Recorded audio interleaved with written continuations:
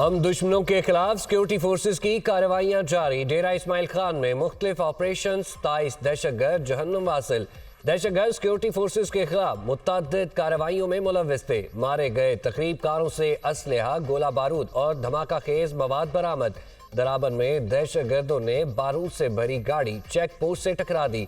धमाके के बायस थाने की इमारत मुनहदम, 23 जवान शहीद हो गए। हमला करने वाले तमाम दहशतगर्दों को हलाक कर दिया गया। सिक्योरिटी फोर्सेस मुल्क से दहशतगर्दी की लानत को खत्म करने के लिए पुरअज़्म। ISPR शहीद होने वाले जवानों की नमाज जनाजा डेरा इस्माइल खान गैरिजन में अदा कर दी गई। कोर कमांडर पेशावर, दीगर फौजी हुकाम, जवानों और अवाम की शिरकत। आबाई इलाकों में सुपुर्द खाक किया जाएगा।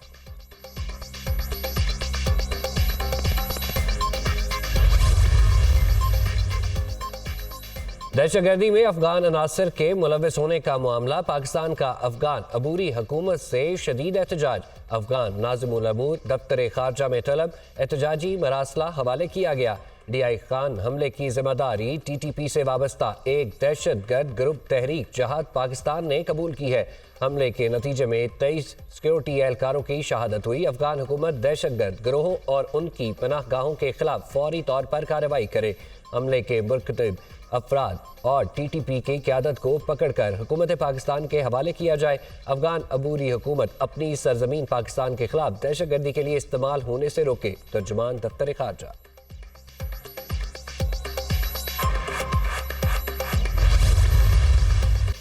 नवाज शरीफ को अदालत से एक और बड़ा रिलीफ। इस्लामाबाद हाई कोर्ट ने साबिक वज़ीर आज़म को अल-अज़ीज़िया रेफरेंस में बरी कर दिया।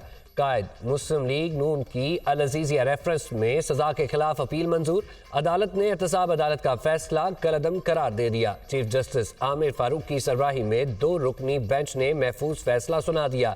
अदालत ने अल-अज़ीज़िया केस रिमांड बैक करके रीट्रायल करने की नैब की इस्तदा एक बार फिर मुस्तरद कर दी। साबिक वज़ीर आज़म नवाज शरीफ अदालत में पेश हुए। एहतसाब अदालत ने अल-अज़ीज़िया रेफरेंस में नवाज शरीफ को 7 साल कैद और जुर्माने की सजा सुनाई थी।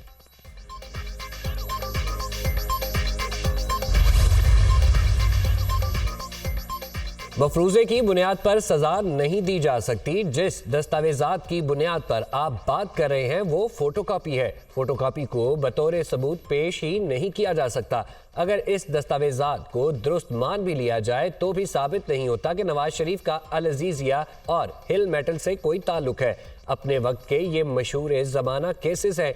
कुछ तो प्रोसिक्यूशन और JIT ने किया होगा। Chief justice Islamabad high court Aamir Farooq के रिमार्क्स। वाजिद ज़िया ने तज़िया किया कि नवाज शरीफ ही असल मालिक है। हमारा केस ही वाजिद ज़िया के तज़िये की बुनियाद पर है। नैब प्रोसिक्यूटर वाजिद ज़िया तो खुद मान रहा है कि मलकियत साबित करने का कोई सबूत नहीं। इस दस्तावेजात से कुछ साबित नहीं होता। Chief justice Aamir Farooq. एक वज़ीर आज़म को नाअहल करार देने के लिए झूठे मुकदमात अंजाम को पहुंच रहे हैं। पाकिस्तान नवाज शरीफ की क़यादत में एक बार फिर तरक्की करेगा। ज़ाया होने वाले 7 साल पाकिस्तान की तरक्की और खुशहाली के लिए नुकसानदेह साबित हुए। सदर नून लीग शहबाज शरीफ का रद्द-ए-अमल, जाली और झूठे मुकदमात की हकीकत अवाम के सामने आ गई। इन फैसलों से मुल्क का नाकाबिले तलाफी नुकसान हुआ। इंशाअल्लाह नवाज शरीफ चौथी बार अवाम के वोट से वज़ीर आज़म बनेंगे। उन्होंने मामला अल्लाह पर छोड़ा था, अल्लाह ताला ने उन्हें सुरखरू किया। नून लीग की मरकजी सेक्रेटरी इत्तलात मरियम औरंगज़ेब का ट्वीट। जुल्फ़िकार अली भुट्टो रेफरेंस की सुप्रीम कोर्ट में बराह रास्त समात। अदालत उज़्मा ने आइनी और फौजदारी मामलात के लिए 9 माहिरीन को मुअव्वन मुकर्रर कर दिया। जस्टिस रिज़ाए मंजूर मलिक, ख्वाजा हारिस, सलमान सफदर, रजा बानी, खालिद जावेद, जाहिद इब्राहिम और यासिर कुरैशी भी मुअव्वन मुकर्रर। अदालती मुआवन तहरीरी या जुबानी तौर पर मुआवनत कर सकते हैं। अदालती मुआवनीन को नोटिस जारी करके जवाब लिया जाएगा। सुप्रीम कोर्ट बार भी वकील मुकर्रर करना चाहते हैं तो कर ले। हुक्मनामे का मतन। केस की समाअत जनवरी के दूसरे हफ्ते तक मुलतवी। अदालत का आइंदा समाअत से रेफरल रोजाना की बुनियाद पर सुनने का फैसला। जजेस की दस्तयाबी पर आइंदा की तारीख दी जाएगी।